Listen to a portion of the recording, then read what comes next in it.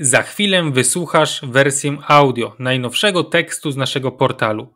Wszystkie artykuły przeczytasz na enlat.pl. Publikujemy wprowadzenie do manifestu redakcji naszego portalu Nowy Ład o Polsce i polskości w XXI wieku, którego premiera odbędzie się w trakcie kongresu Wielka Polska 2.0 27 września. Świt nowego jutra. Dlaczego naród? Publikacja ta ujrzała światło dzienne w roku ważnego jubileuszu. Mija 1000 lat, odkąd jeden z największych polskich władców włożył koronę królewską na swoje skronie, przypieczętowując w ten sposób nie tylko osiągnięcie kilku dekad swojego panowania, lecz także w dłuższej perspektywie sam fakt istnienia państwa umożliwiającego przekształcenie się licznych, luźno powiązanych ze sobą plemion w naród. Bolesław Chrobry wespół ze swoim ojcem Mieszkiem tworzył silne, sprawne państwo, umiejące sprostać wyzwaniom i opierać się zagrożeniom swoich czasów. Nie bał się rewolucyjnych w istocie rozwiązań, z forsownym wprowadzeniem nowej religii na czele. Jego panowanie naznaczone było śmiałą polityką zagraniczną, nieustannym mierzeniem się z mającymi nieraz większy potencjał państwami ościennymi, w tym z głównym mocarstwem kontynentu, cesarstwem. W 1025 roku, kiedy krótko po swojej koronacji Bolesław umierał, wiadome stawało się, że nikt nie zdoła już wymazać z historii dzieła pogromcy Niemców, Czechów i Rusinów, króla Polski, bo właśnie wtedy ta nazwa pojawia się w przekazach. Było do czego nawiązywać, także w czasach największych kryzysów tego państwa. Dla nas ta rocznica nie jest wyłącznie okazją do pustych gestów. Polityka twórców Polski zmusza do zastanowienia nad czynami aktualnie rządzących, ale i potencjałem samego narodu, którego wytworzenie stanowi wielowiekową konsekwencję państwowo-twórczej pracy Piastów i ich następców. Wywodzimy się z tradycji ideowej odwołującej się do tego dziedzictwa pełnymi garściami, tradycji Romana Dmowskiego, jak też Jana Ludwika Popławskiego, Zygmunta Balickiego, Jana Mosdorfa, Zygmunta Wojciechowskiego czy Wojciecha Wasiutyńskiego. Tu jednak trzeba poczynić istotne zastrzeżenie. Narodowo-demokratyczne pogłębie stanowi dla nas punkt wyjścia do spojrzenia na naród, jego przeszłość, teraźniejszość i przyszłość przez pryzmat dążenia do realizacji jego interesów, a nie wyłącznie do snucia rzewnych wspomnień o działającym wiek temu ruchu politycznym. Nie ma nic tak szkodliwego jak patrzenie na Polskę w kategoriach partyjnych, nawet jeśli historię partii naznaczają największe osiągnięcia. Istota działania dla narodu tkwi bowiem nie w paleniu ognisk przed ołtarzem starych tradycji politycznych, lecz na dynamicznym wykuwaniu i wdrażaniu zupełnie nowych nieraz rozwiązań służących narodowi. Chcemy zatem być spadkobiercami najlepszych, a nie wszystkich tradycji obozu narodowego. Endecję trzeba umieć przekroczyć, by umieć znaleźć odpowiedzi na wyzwania współczesności. Nie tyle więc dziedzictwo tegoż ruchu, czy też nawiązania do innych okresów historii Polski, choćby właśnie tej piastowskiej, ale raczej palące poczucie odpowiedzialności za nasz naród skłoniło nas do podjęcia refleksji, których owoce zostaną przedstawione w tej książce. Refleksji, których celem stało się z konieczności szukanie odpowiedzi na zupełnie inne wyzwania niż te, którymi zajmowali się publicyści międzywojenni, o poprzedzających ich pokoleniach Polaków nie wspominając. Nie zamykamy się zatem w ciasnej skorupie paleoendeckości. Chcemy sięgać szerzej, sięgać do bogatego dziedzictwa Polski, także do postaci, które z narodowcami stawały na ścieżce sporu i konfliktu. Na tym bowiem polega, naszym zdaniem, rozumnie ujęta idea narodowa. Jest to idea narodu, nie partii narodowej. Przede wszystkim jednak to nie w odniesieniu do historii, a do zagadnień bieżących oraz zagadnień przyszłości formułujemy nasze rozważania. I to jest najistotniejsze. Zdobywać się na wysiłek poszukiwania rozwiązań współczesnych problemów Polski bez kompleksów, tak wobec przodków, jak i zagranicznych ośrodków. Wartością nadrzędną w ujęciu doczesnym, wartością, z której wywodzimy nasze poglądy, jest więc nasza ojczyzna, Polska, a idąc dalej, rdzeń tego, co stanowi polskość, jej najważniejszy składnik i główny nośnik zarazem. Naród polski, rozumiany jako wspólnota o historycznie ukształtowanej tożsamości, stanowiący dla nas wartość autoteliczną. Naród i jego żywotne interesy, sama możliwość trwania, jego bezpieczeństwo oraz możliwości rozwoju, a nie abstrakcyjne idee, nawet jeśli na różnych etapach historii były dla niego bardzo istotne. Naród jako połączona przekazywanym z pokolenia na pokolenie kodem kulturowym wspólnota ludzka, będąca nośnikiem poczucia żywej więzi. Naród jako byt stanowiący coś znacznie większego niż tylko zbiór jednostek ludzkich. Dlaczego naród? Dlatego, że uznajemy wspólnotową naturę człowieka, wierząc, że ten może realizować swoje człowieczeństwo nie poprzez zaspokojenie własnych zachcianek, a w służbie innym ludziom, w służbie wspólnocie. Najwyższa z kolei wspólnota, nie nosząca cech abstrakcji, realna i faktycznie funkcjonująca, to właśnie naród. Niech nie dziwi nikogo tak zarysowany priorytet. Wszak nawet werbalnie dziś każdy niemal polityk deklaruje, że służy przede wszystkim narodowi i państwu.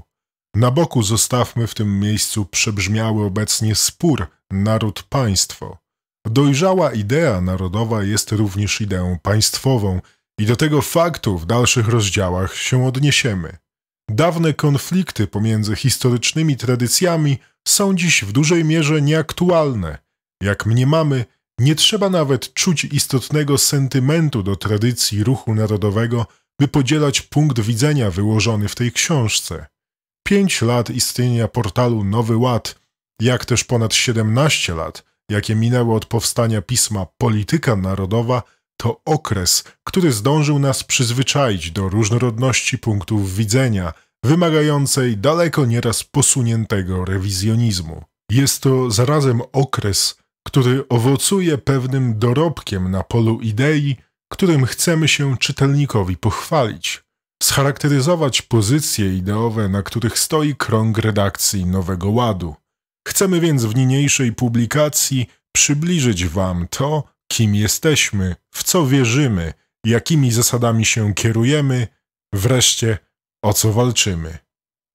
Punkt wyjścia. Punktem wyjścia do dalszych rozważań jest współczesna kondycja Polski i Polaków. Nie przedstawimy tu odpowiedzi i recept, na to przyjdzie kolej dalej, ale diagnozę stanu, w jakim znajdują się naród polski i państwo polskie. Jedynie uczciwa konstatacja naszych współczesnych, choć nieraz zakorzenionych głęboko w historii bolączek, może przybliżyć nas do odpowiedzi na pytanie, co robić. Nie będzie specjalnie odkrywczym stwierdzenie, że żyjemy w czasach przełomu. Minęły tłuste lata, w których można było we względnym spokoju się bogacić, nie zważając na to, co dzieje się na arenie międzynarodowej. Widzimy już od lat, jak historia przyspiesza, stawiając przed nami coraz to nowe wyzwania. Wojna na Ukrainie, jej nieznany ostateczny wynik, nieść będą najpewniej bardzo głębokie konsekwencje dla naszego regionu. W wypadku załamania naszego wschodniego sąsiada możemy stanąć oko w oko z odrodzonym rosyjskim imperium, groźnym dla Polski w wielu wymiarach, również militarnym. W dalszej perspektywie rośnie prawdopodobieństwo wojny USA z Chinami, której wynik byłby trudny do przewidzenia. A przecież konsekwencje napięć pomiędzy tymi mocarstwami odczujemy, także jeśli nie przybiorą one charakteru konfliktu zbrojnego. Nawet bez globalnej wojny świat zmierza w kierunku systemu wielobiegunowego, a w przyszłości odchodzi unipolarny porządek, w którym Waszyngton jest w stanie bez zważania na inne mocarstwa interweniować zbrojnie w dowolnym regionie świata. Wraz z nim kończy się gospodarczy model globalizacji, sankcjonowany przez światowego policjanta, w którym wszystkich obowiązywały podobne zasady przepływu towarów i kapitału. Równolegle obserwujemy pogrążanie się Europy w jej własnych problemach gospodarczych, społecznych, etnicznych. Przyszłość Unii Europejskiej rysuje się w nieodgadnionych barwach, jeśli brać pod uwagę coraz to nowe pomysły zwolenników centralizacji, czy może raczej imperializacji wspólnoty, ale i widoczne coraz lepiej tendencje odśrodkowe. Słabość Europy widzimy także w skali globalnej, gdzie mierzymy się z faktem eksplozji demograficznej państw trzeciego świata, jak również w aspektach gospodarczych względem USA. Po 500 latach bycia centrum świata, nasz kontynent staje się obszarem peryferyjnym. Polska będzie musiała zmierzyć się także z tym problemem. Z drugiej strony na horyzoncie widać zjawiska niosące nadzieję, istotnie rosnące w siłę ruchy narodowe w Europie, gdzieniegdzie nawrót do tożsamości narodowych i jednoczesny odwrót od najbardziej skrajnych wariantów ideologii lewicowo-liberalnych, stanowiących być może największe zagrożenie dla naszej tożsamości. Nie do pominięcia są postępujące zmiany klimatyczne, nawet jeśli nie przychylać się do najbardziej radykalnych tez zwolenników tzw. klimatyzmu. Trudno mieć nadzieję, że dokonujące się przemiany nie będą miały wpływu na nasze życie. Problem ten z natury swej globalny potrzebuje międzynarodowych rozwiązań, których koszty poniosą gospodarki narodowe, a to otwiera nowe pole konfliktów interesów. Wspomniano przed chwilą, że cały świat zachodni, a nasz kraj w szczególności, mierzy się z zapaścią demograficzną, wobec której nawet nie próbuje się sformułować dobrych recept. Globaliści proponują nam za to przyjmowanie kolejnych, coraz liczniejszych fal, nie dających się zasymilować migrantów, które już w sposób istotny zmieniają strukturę etniczną społeczeństw zachodnich, a dziś zaczynają wpływać na nią również w Polsce. Zjawisko globalizacji zdążyło wyrządzić narodom świata potężne szkody, a mimo dostrzegalnych tendencji oporu wobec niego dalej trwa.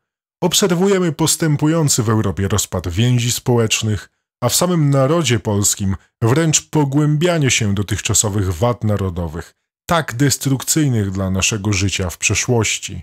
Widzimy narastającą plemienność i polaryzację społeczną, niszczące jedność narodową, generowane przez media sztuczne spory, które w połączeniu z serwowaną przez demokrację liberalną kadencyjnością władzy coraz częściej wykolejają politykę państwa.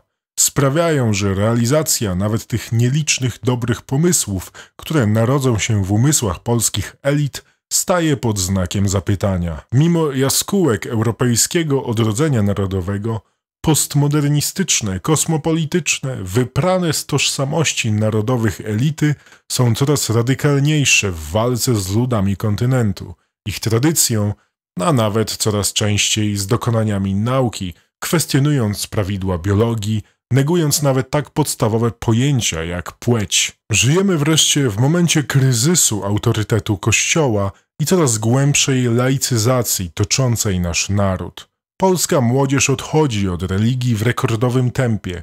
Po raz pierwszy od zamierzchłych czasów pod znakiem zapytania staje katolickość polskiego narodu.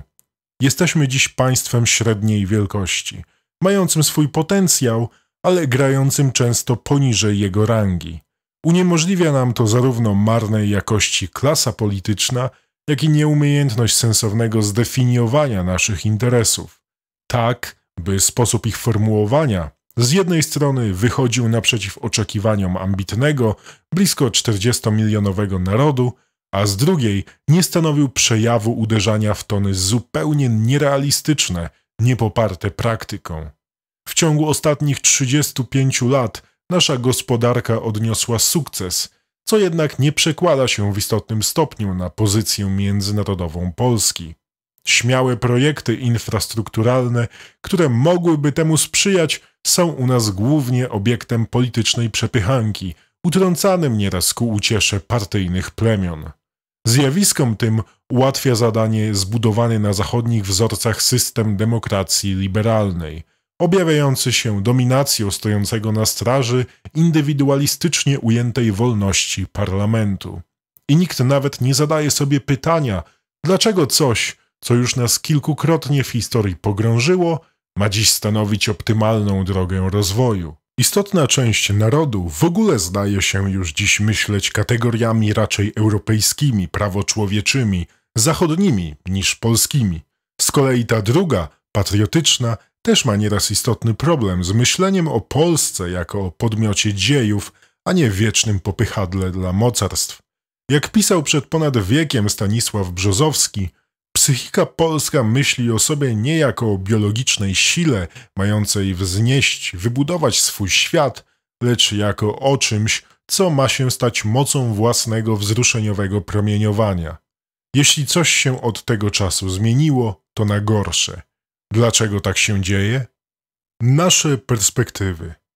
Czy jesteśmy jako naród dobrze przygotowani do zmierzenia się ze wszystkimi wymienionymi wyzwaniami? Wobec świadomości miałkości naszej polityki, naszej kondycji narodowej, pytanie to brzmi jak retoryczne. Grozę przyszłych wyzwań widać, nawet jeśli wyobrazimy sobie hipotetyczną sytuację, w której unikamy scenariuszy najgorszych.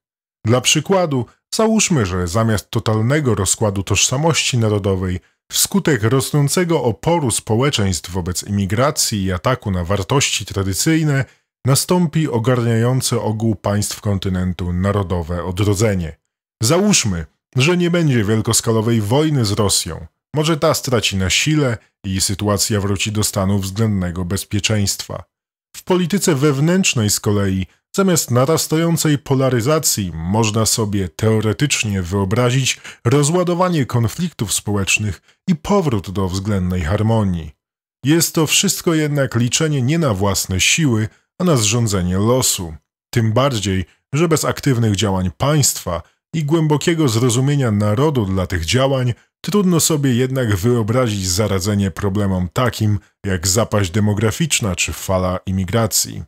Nawet w przypadku hipotetycznego, a przecież coraz mniej prawdopodobnego, pozytywnego biegu wymienionych spraw w Europie zachodzi ryzyko, że znajdziemy się w ogonie dokonujących się przemian. Tak już wielokrotnie w historii bywało. Polska wszak lubi być papugą narodów, a nie kreować swój własny los.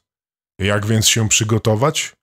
Niewątpliwie pogłębionego namysłu wymaga stan samej polskości, będący w niemałej mierze przyczyną naszego współczesnego upadku. Tak jak pod koniec XIX wieku aktywność intelektualna rodzących się nowoczesnych stronnictw politycznych stała się zaczynem odbudowy państwowości polskiej, tak również dziś niezbędny jest podobny, wymagający być może nieraz postawienia bolesnych tez, wysiłek intelektualny.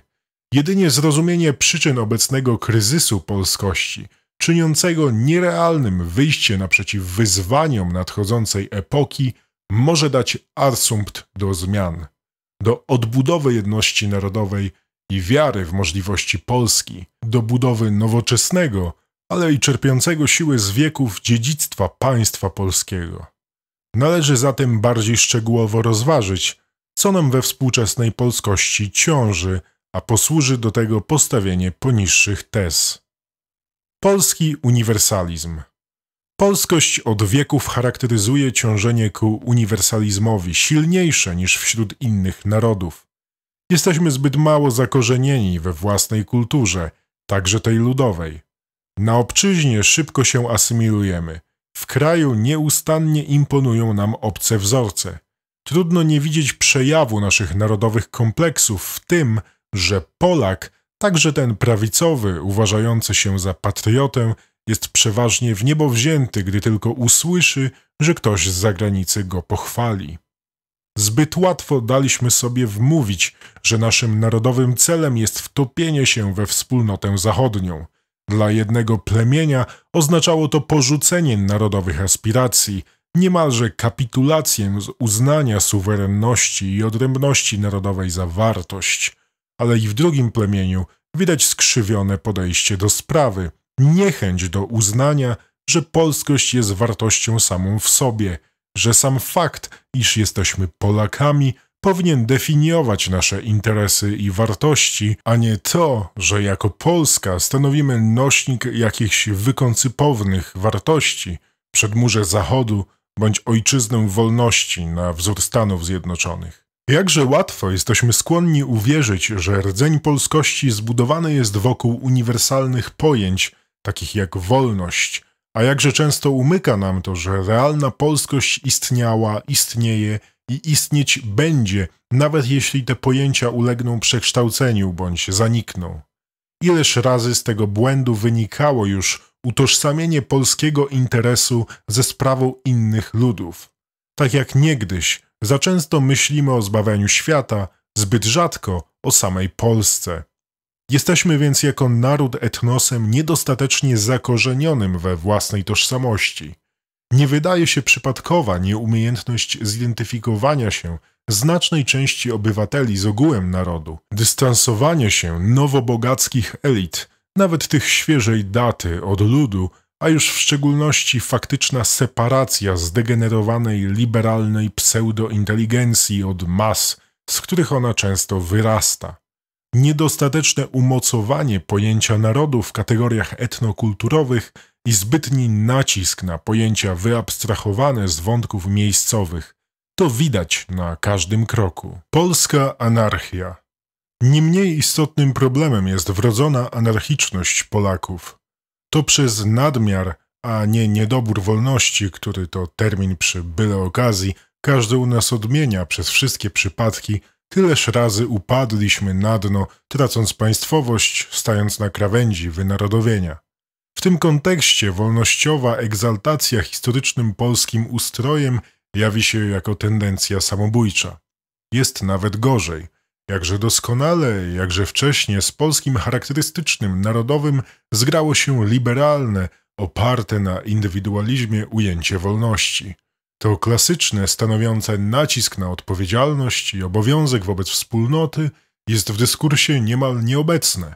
Główną polityczną konsekwencją kultu tej liberalnie rozumianej wolności jednostki, tego anarchicznego stosunku jednostki do wspólnoty jest słabość państwa. Niechęć do państwa i brak osobistego doświadczenia udziału w zorganizowanych strukturach społecznych ułatwiają politykom antagonizowanie społeczeństwa po liniach partyjnych. Koterie polityczno-medialne nie wyrażają interesów ani poglądów istotnych grup społecznych. Nie oferują też wyjaśnienia i propozycji zmian według określonego światopoglądu, ale tworzą i podsycają spory, których istotą jest niechęć do oponenta, zarówno znienawidzonego polityka wrogiego obozu, jak i głosującego na niego, z jakiegokolwiek powodu, sąsiada. Tak praktykowana polityczność nie może być utożsamiana z demokracją jako zbiorowym uczestnictwem narodu w decydowaniu o sobie. To także stąd bierze się ujawniający się nieustannie partykularyzm interesów, niemal zawsze przesłaniający konieczną przecież często tendencję dążenia do jedności, widoczną w polityce bardziej nawet zdegenerowanych państw i ich społeczeństw. To stąd specyficznie polskie rozpolitykowanie i tendencja do ciągłych sporów o drugorzędne sprawy, przesłaniające to, co realnie istotne dla wspólnoty. Łączy się z tym indywidualistyczna pogarda dla realnych spraw społecznych, dla wspólnot lokalnych, zawodowych. Słaba, uwidaczniająca się tylko czasem, szczególnie w momentach krańcowych, jest nasza zdolność mobilizacji do działań na rzecz wspólnego dobra, a przez to naszym stanem naturalnym jest tkwienie w marazmie zamiast umiejętności mądrego modernizowania się. A bez wysiłku modernizacyjnego, połączonego z głębokim uświadomieniem sobie, kim jesteśmy, zniszczą nas sąsiedzi, tak jak to już nieraz bywało. Polska niemoc. Współczesna polskość obciążona jest wreszcie brakiem woli, tym wiecznym niedasizmem, szukaniem winy winnych, nieumiejętnością wzięcia na siebie odpowiedzialności za los ogółu, także wtedy, gdy wymaga to swoistego radykalizmu. Polaków przeraża radykalizm i nie mówimy tu o radykalizmie w sensie skrajnych postulatów czy metod. Mowa o tym, że Polacy prędzej wybiorą polityka mdłego do bólu, który jednak będzie w stanie zadowolić tutejszy kult świętego spokoju, niż kogoś, kto mówi prawdę, także tę wymagającą wyrzeczeń. A przecież nadchodzące czasy będą właśnie wymagać wyrzeczeń, odstąpienia od tradycyjnego polskiego uznawania, że dobrze jest jak jest, a kto się zbytnio wychyla, ten pewnie ma złe intencje. Charakterystyczne, że nawet nasz wybujały indywidualizm nie przeszkadza nam w niszczeniu tych, którzy faktycznie się wybijają. Polskość nieodmiennie obciążona jest biernością i apatią. Przekłada się to na faktyczne intelektualne ubóstwo polskich elit, a czasem i środowisk eksperckich, które nie są w stanie wyzwolić się z okowów przyzwyczajeń i rozwiązań serwowanych przez zagraniczne ośrodki. Wszystko to skutkuje niepodejmowaniem działań zmierzających do wypracowania własnej kultury strategicznej, niezależnego myślenia. Elitom brakuje nie tylko kompetencji, lecz także woli do uświadamiania realnych polskich interesów masom. Ludowi zaś brakuje woli do zabiegania o sprawy istotne, a gdy już nawet nadejdzie zrozumienie potrzeb i konieczności, brakuje woli organizowania się. Chronicznie chorujemy na imposybilizm i jego pochodne, niekończenie tego, co zaczęliśmy, a nawet zdążyliśmy już wszemi wobec ogłosić. Chorujemy na niesolidność, faktyczny brak woli kreowania porządku w naszym bezpośrednim otoczeniu, ale i na własnym podwórku.